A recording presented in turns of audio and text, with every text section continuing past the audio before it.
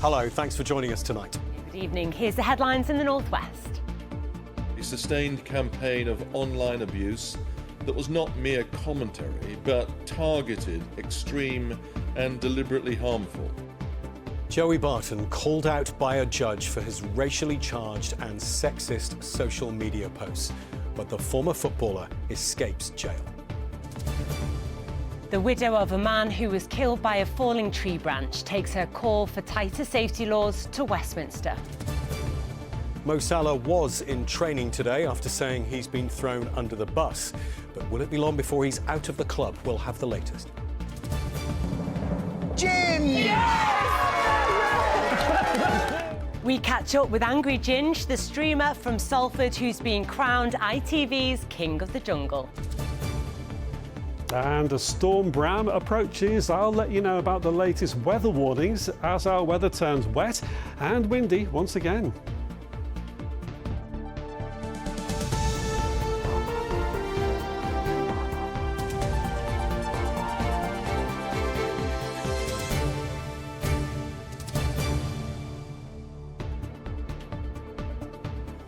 So please stay with us for all of that. First, though, a judge has told the former footballer Joey Barton that he crossed the line between free speech and a crime when he made grossly offensive social media posts.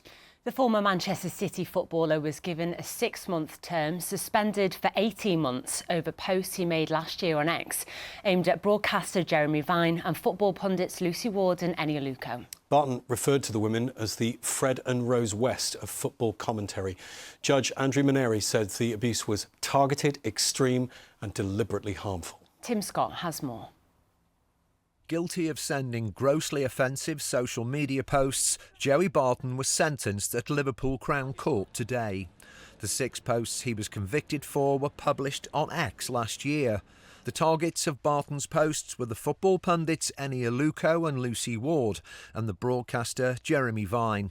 He compared the 2 female pundits to serial killers Fred and Rose West. Another post directed at Eni Aluko read, "Only there to tick boxes. Diversity, equality and inclusion is a load of affirmative action, all off the back of the BLM George Floyd nonsense." Ms Aluko, in her victim impact statement read out in court, said, "The emotional toll suffered is profound. I have lost sleep and been overwhelmed by anxiety and shame, even though I have done absolutely nothing wrong." Jeremy Vine was called a bike nonce by Barton after he defended the 2 pundits on X.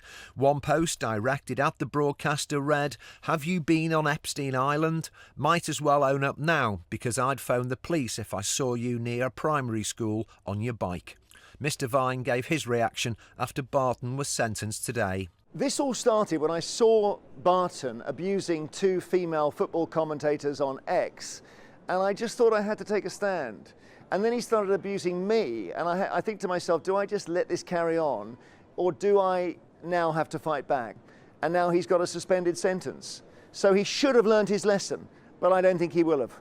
Ahead of sentencing Barton today, His Honour Judge Andrew Maneri KC had this to say about free speech and what is and isn't acceptable. Robust debate, satire, mockery and even crude language may fall within permissible free speech. But when posts deliberately target individuals with vilifying comparisons to serial killers or false insinuations of paedophilia, designed to humiliate and distress, they forfeit that protection. Joey Barton was given sentences of up to 6 months for sending grossly offensive social media posts, suspended for 18 months. He'll also have to complete 200 hours of unpaid community work and pay more than £20,000 in costs. Tim Scott, ITV News, Liverpool.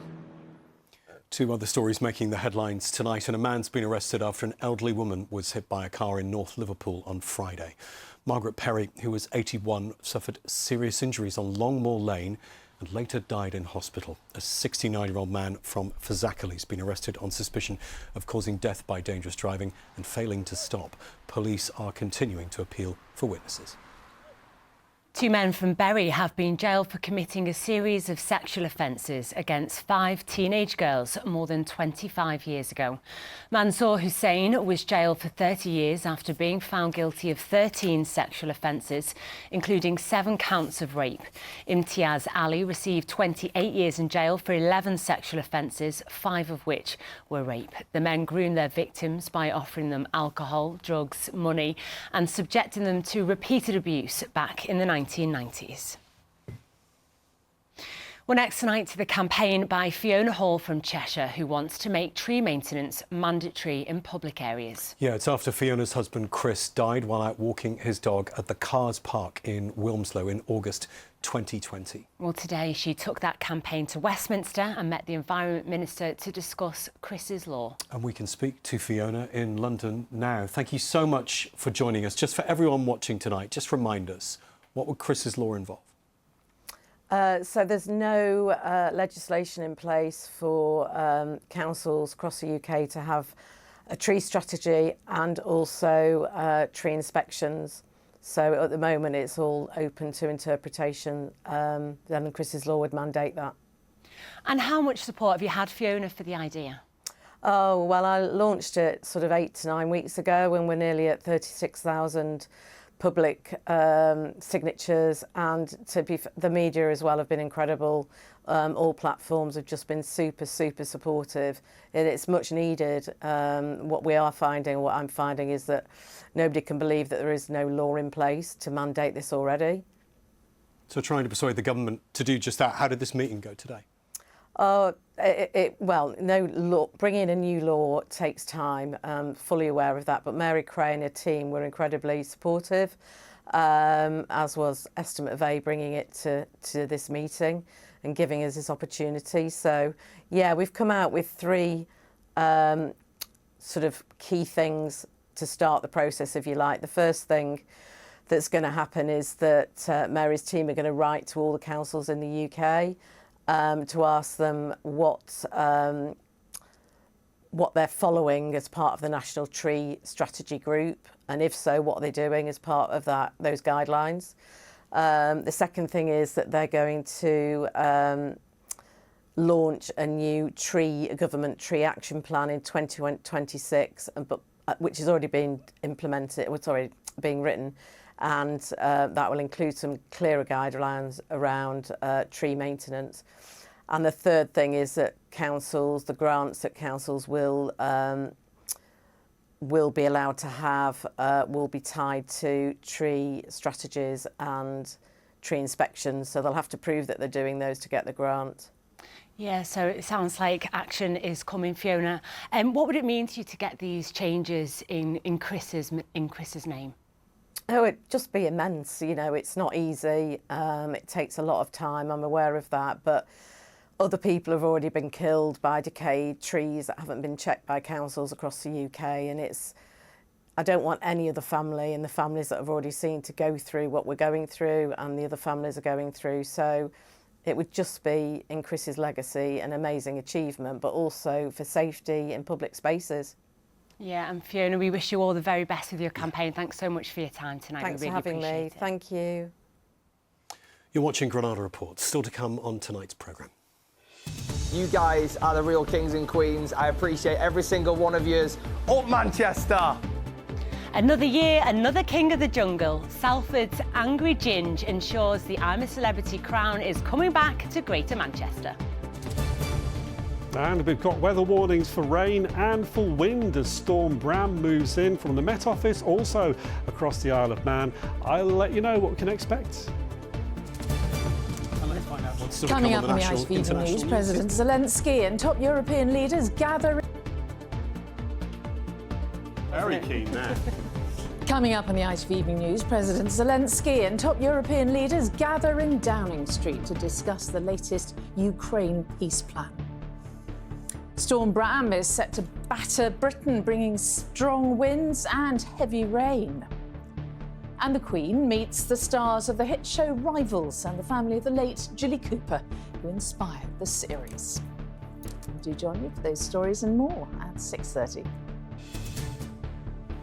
Now, just what do you do when a normal marathon isn't enough? And why would it not be enough? How about running a self-sufficient ultramarathon in the Namibian desert? And that, get this, is a 230-kilometre run in one of the most hostile environments on Earth. Yeah, when Alex Welch from Wilmslow set out to take on the ultimate endurance challenge, little did he know that he would smash the men's course record by a whopping 40 minutes.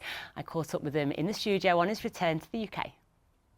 Still pretty tired, but delighted with the result that I got out there. It's been great to come back home and see all my friends and family that have supported me on the journey, and obviously breaking the course record has been absolutely amazing. And like the challenge that you've undertaken is just like incredible. It's hard to wrap your mind around it. Just tell us a little bit about it, where you were and how far you had to run. I ran 250 kilometres through the Namib Desert in Namibia. It was staged over 5 days, so 50k, 50k, 42, 22, and then finishing with 92k. It's a self-sufficient race. What that means is carrying all your food and medical kit from the start of day 1 all the way through to the completion of day 5. So in sort of a big calorie deficit, you get more tired as the race goes on, and it becomes down to you as an athlete to monitor not only your output from a physical exertion point of view, but also to sleep, to recover, to eat and all those sorts of things. I managed to win the race. I beat second by 7 hours and broke the course record by 40 minutes, which was previously held by a professional ultra runner. I mean, that's just absolutely incredible. How on earth do you train for something like that?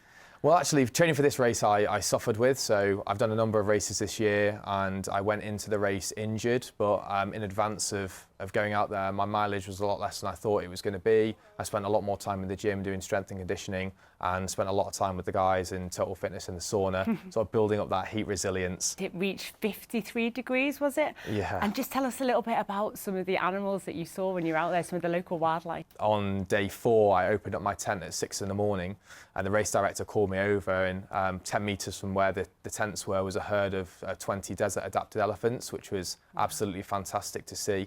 Then you've got the other side of stuff, which is the adders that were in there, the camel spiders, the scorpions, which are something you don't want in your tent. No, did that make you run faster? Yeah, it did. Well, on the final day, the first 15k you do in the dark, and I could see mice or voles running everywhere, and my first thought was there's going to be snakes all in these bushes. You've brought some of your medals with you, haven't you, Alex? Just talk us through each one of them. So the Global Race Series by Beyond the Ultimate is a set of 4 races internationally. They're all over 200k, and they take part in the Arctic Circle, the Tian Shan Mountains in Kyrgyzstan, the Namib Desert, and then the Amazon jungle. So this year in February, I ran 230k and became the youngest winner of the Arctic Ultramarathon in northern Sweden. I then got a last-minute entry to the mountain race in Kyrgyzstan, where I came second to another British athlete, and then obviously I ran the Namib Desert race and became the course record holder for that. So looking forward to going out to the Amazon jungle next summer, where hopefully I will finish the series and get another win, leaving 1 win remaining. I'll go back to the mountains in 2027. Well, we'd love to get you back when you've got your 4th medal, but you're not coming back unless you win. That's it, yeah, exactly. Well, I personally don't want to go back to the Amazon twice, so I'll be doing everything I can to make sure it's a one and done. Well, enjoy your rest over Christmas, and we wish you all the very best for the Amazon, and come back and see us with your next medal. Thank you, I appreciate it. Thank you, Alex. No worries. Yeah, what an achievement. And he's got a full-time job as well. Don't know how he fits it all in. Wow. Right, time for sport now. And David's here in the studio with us. And David, there's only one place to start tonight, isn't there, after that very public outburst by Mo Salah at Liverpool and the fallout from it? Yeah, that's right. After saying that he felt like he'd been thrown under the bus by the club, well, today he has been left off the plane by them as well after being dropped for their Champions League game in Italy with Inter Milan tomorrow. Well, Salah had joined in training earlier on in the day with the rest of the players this morning. He was all smiles, having a lot of fun and a few laughs with his teammates. But yeah, he's been dropped, with the club removing him from selection for a short period. Now, it's understood to be with the backing of the Liverpool boss Arne Slot and in the best interests for all. Now, of course, this all comes after that explosive post-match interview that he gave after being an unused substitute in the 3-3 draw with Leeds at Ellen Road on Saturday. Well, Salah feels that he's getting the blame rather unfairly for Liverpool's poor performances, and he went on to say that he now has no relationship with Slot. Well, it's put his future at the club in doubt. Let's hear what some of the fans think about all this. It's wrong what he's doing. There's no player bigger than the club. I don't agree with Arne Slot not playing him. He's a decent player and needs to be played. He'll go down in history as one of the all-time greats, but ultimately, I don't know if he should have said what he said. He's the best goal scorer in the league, so it's got to be heard. I think it probably is the end. I don't think he should come out and say things in public. That's not the way we do it. So fans saying that's not the way we do it. Will we see him play for Liverpool again? Well, that's a big question, isn't it? Liverpool are due to play Brighton as well in the Premier League at Anfield on Saturday. If he's not going to be involved in that, well, is he then going to be allowed to leave to go and join up early with Egypt ahead of the Africa Cup of Nations? He was always going to do that a week today anyway. And if he's not due back into Liverpool until actually then the new year when he's away with Egypt, and of course that is when the January transfer window opens, could there be a big money offer for him from the likes of clubs in Saudi Arabia or America? You know, Salah is an absolute legend at the club, isn't he? He's affectionately known as the Egyptian king, and fans will desperately hope that his reign doesn't end in this rather unsavoury manner. Well, away from Liverpool and Salah, Manchester United are in Premier League action tonight. Ruben Amorim's side are away at bottom club Wolves. Meanwhile, Manchester City have closed the gap on leaders Arsenal to just 2 points thanks to a 3-0 win over Sunderland. Everton are 6th after hammering their old manager Sean Dyche 3-0. It finished against Nottingham Forest, while Burnley suffered their 6th defeat in a row, losing 2-1 to Newcastle. In the Women's Super League, Manchester City have extended their lead at the top to 6 points. Khadija Shaw scored twice as they won 3-0 at Leicester. And City were done a huge favour by Everton, who ended Chelsea's 34 league game unbeaten run thanks to a 1-0 win away. Manchester United are now just a point behind second place Chelsea after they beat West Ham 2-1, and Liverpool remain bottom. They lost 2-1 to Arsenal. In the Championship, the EFL board are considering what to do after Blackburn had a second game abandoned at Ewood Park this season because of the weather. The referee stopped their match with Sheffield Wednesday on 59 minutes due to a waterlogged pitch, with Rovers leading 1-0. While 13 miles away at Deepdale, Preston did complete their game with Wrexham, and that one ended 1-1. To the FA Cup, where Macclesfield are through to the third round thanks to a 3-1 extra-time win over fellow non-league side Slough Town. They'll be joined in tonight's draw by Fleetwood as the League 2 side knocked out League 1 Luton, winning 4-2 on penalties. Wigan against Barrow also went to spot kicks, which Wigan won 4-3. Elsewhere, Ashley Fletcher scored twice as Blackpool won 4-1 to beat Carlisle, while Salford are also through. They won on Friday. So a dream cup tie with one of the Premier League big boys remains very much alive for 6th tier Macclesfield FC, and those sides all, of course, enter the competition in the third round. And Macclesfield's players, staff and fans are gathering at the club tonight to watch the all-important draw, and that's where we can join our very own Paul Cronin. Crony, how are the nerves there? Yes, good evening and welcome to Macclesfield. Hey! It's a bit like waiting for Santa to arrive with the presents. What will he bring? A pair of socks or a posh air fryer? The draw for the third round is due at about 6:40. Speaking of socks and feet, and particularly left feet, the man who scored the best goal against Slough yesterday, James Edmondson. What was the game like overall? It was a good game, a bit scrappy in the first half, as I said before, but no, just to get the job done, all the lads were brilliant and all poured it to them. OK, we're going to show your goal loads of times. Talk me through it, and don't just say I hit it with my left foot, because I'll cry. No, yeah, my first touch was all right, then I set myself up again, which weren't really as good as what I thought, and then, yeah, just everything just come naturally then. Did you know it was going to go in? Not at first, and then as soon as I just seen it start dipping, I thought, that's going in there. So you're live on Granada Report. Did you do this in training on Friday? Yeah, I did. You did. Who do you want in the draw? Liverpool away's got to be. Liverpool away. OK, so if you want to see how the players celebrated after yesterday's win against Slough, take a look at this video. Cover your ears. Never mind, I'm fine, so I like you. I wish nothing but the best. Yeah, apologies to Adele there. Apologies to Adele. The man who's still budding is Rob Smethurst, the owner. What a day. Oh yeah, absolutely unbelievable. It was incredible. The fans were amazing. It was just one of those special days that, you know, was just, yeah, we're still all buzzing. we're super excited about this evening, and yeah, I love incredible. the fact you've grabbed the mic. You keep Do you hold like of that? No, Can I no, keep you hold of that? Is that you right? keep hold of that, Rob. Is that right? Who do you want? Who do you want in the next round? The dream would be United away. I mean, any Premiership team, one of the big boys for us would be incredible. And what would it do to the club for finances to get that money?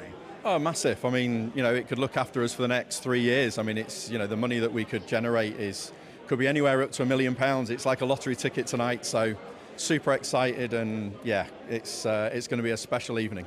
It's going to be a big draw. I'll grab the mic. Rob, thank you very much. Without him, the club wouldn't exist, and we'll bring you who Macclesfield are playing in the third round in our late bulletin on Granada this evening.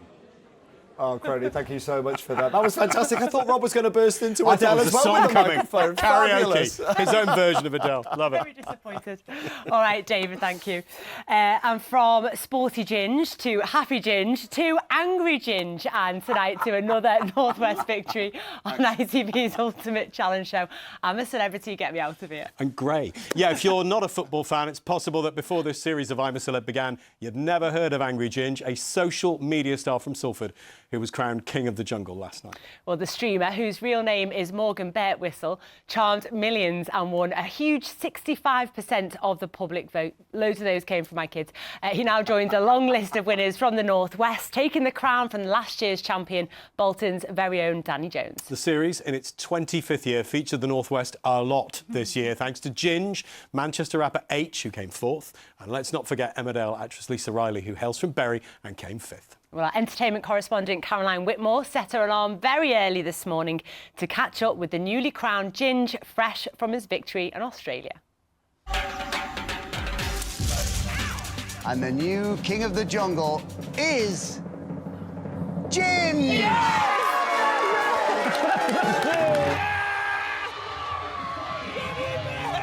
Angry Ginge, huge congratulations from everybody back home here in Manchester and across the North West. You're the new King of the Jungle! I know, it's very weird to say, to be honest, especially having grown up watching it with my mum and my sister, and then all of a sudden I'm on it, first of all, and then I've bloody won it. Your crown's really suiting you there, Ginge. You look in the part. People have told me that today. Apparently I'm a heartthrob. I said, what's the shock? We were filming last night at your beloved club, Winton Wanderers, where you coach United. We got their reaction to your win. They were so excited. You brought it home for the Winton lads. It doesn't really happen a lot around here, so to have one of our coaches win King of the Jungle is massive for them. They've been missing you at Tuesday night training. Have you got a message for them? You better have been going on them 5K, boys, because we've got a title to win. What is going to be the first thing you do, Ginge, when you get back to Manchester? First thing I do is go and see my nana. It's been that busy today, I've not even had time to ring her. It's 7:45 here, so she's probably just getting out of bed, luckily, so I can give her a bell. For me, Manchester was like the 13th campmate. You know, you're from Manchester, H was from Manchester, Lisa Riley from Bury, lots of accents going on.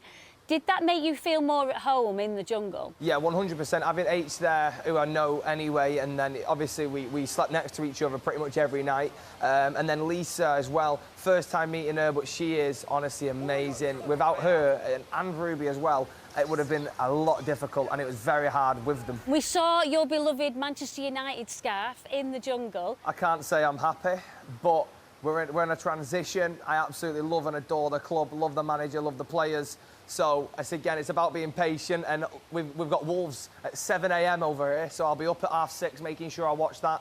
I will find some sort of way to watch it, and I'll be supporting the boys there as well. Oh, you were so funny when you were asking your mum, and your mum was like, oh no, I didn't get the results for you. Yeah, honestly, I thought the one job, Mum, bring the results with you. Come on, Mother. Last year's winner was Danny Jones from Bolton, and the runner-up last year was Colleen Rooney from Liverpool. Do you feel there's something about us Northerners that we're winners in the jungle? Apparently so. For many years, everything's been down south. People move down south for work and all that. Well, it's time to make it up the north. Do you think if you see a spider now in the bathroom, we'd be able to get rid of it? Ooh, in England, yes. Over here, I won't be touching it. Ladies and gentlemen, Angry Ginge. Oh, shit! My will lead to paradise whenever I'm with you. My time in the jungle has been memorable. Back off! Fantastic. Oh my God! I have loved it. Do not touch the leader's throne!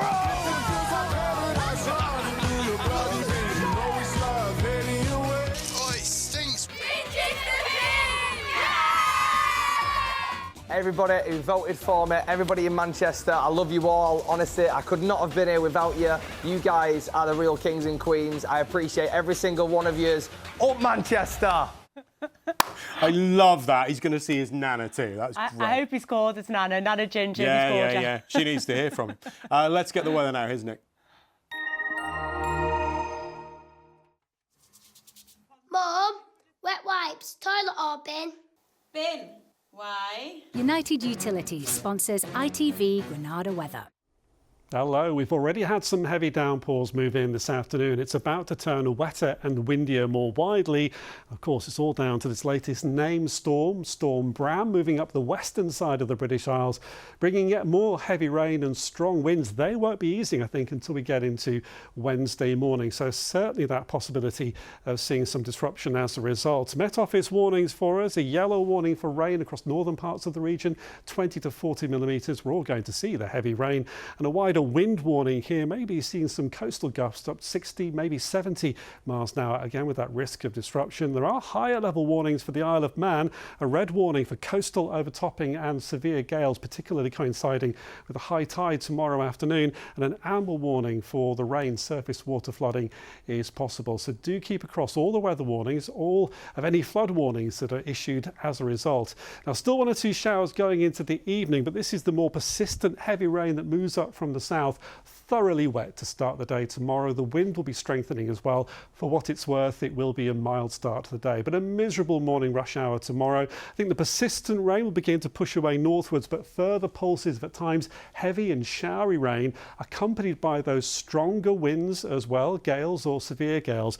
All of that bringing some disruption. May just try to brighten up a little bit before sunset, and a very mild day. The black arrows indicating the wind gusts here. And your outlook, well, it will be quieter once the wind eases for a couple of days for Wednesday and for Thursday. That's your forecast. Cleaned up well. United Utilities sponsors ITV Granada weather. Thank you, Nick. That is it for Granada Reports this evening. Yeah, tomorrow we'll be remembering the razor-sharp wit of the late, great Paul O'Grady, seen here with his best mate, Malcolm Prince. Yeah, Malcolm's written a book in tribute to the star from Birkenhead, best known, of course, for his Lily Savage drag persona, and he'll be sharing some stories with us. Yeah, I bet they've got some brilliant stories. The late news follows, news at 10, but for now, from all of us here, good night and thanks for watching. Bye-bye. Good night.